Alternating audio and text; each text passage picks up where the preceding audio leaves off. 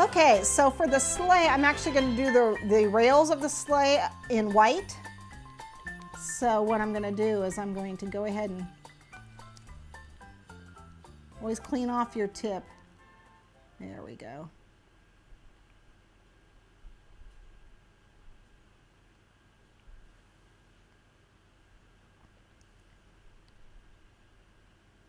Stop the pressure, lay it down.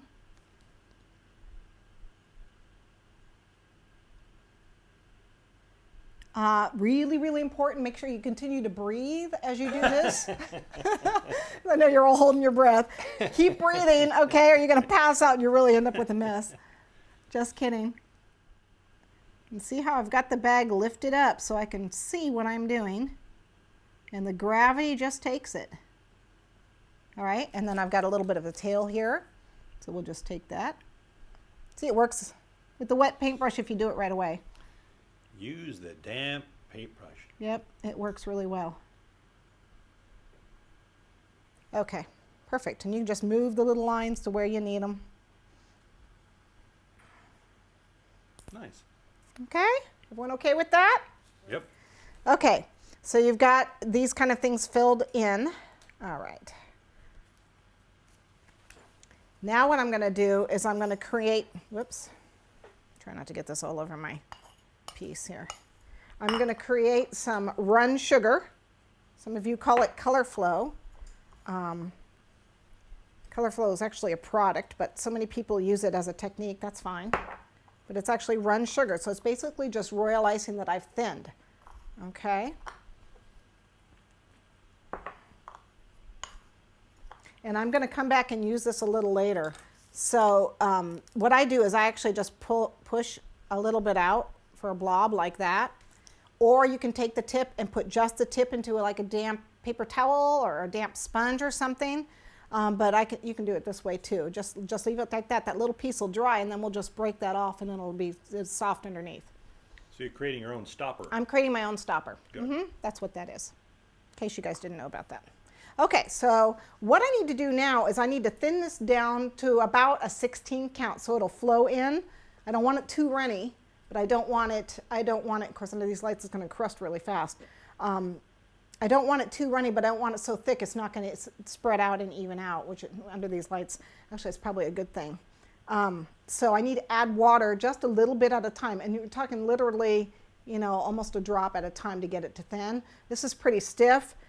And I do make run sugar quite a bit, so I'm going to add quite a bit of water at first. I have some, if you add too much water, you can put some of your stiffer consistency frosting in there to thicken it up a little bit if it's too runny. So, you know, you can always fix it.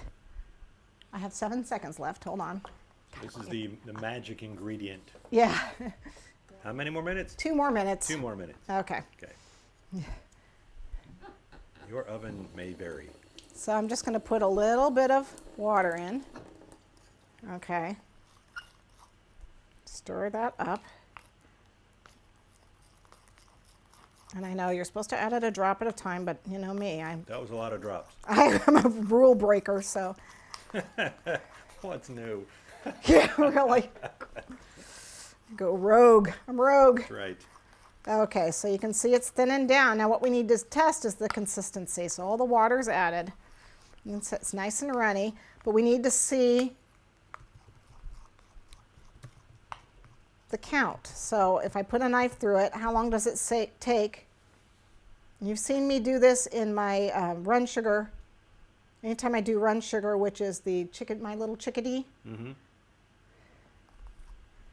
Okay, so count 1, 2, 3, 4, 5, 6, 7, 8, 9, 10, 11, 12, 13, 14, 15, 16. You can see I still have stuff going on here, so it still needs more water. So now at this point, yeah, I'm going to add very little. 1, 2, 3. That was 3 drops. So you're waiting for it to, like, Smooth out. smooth out. Okay. By itself. Yeah, by itself. So they used to say you put a line through it, and how long does it take to get back to its normal? It's at about 18 right now. So literally 1 or 2 more drops, except for now my oven's calling me.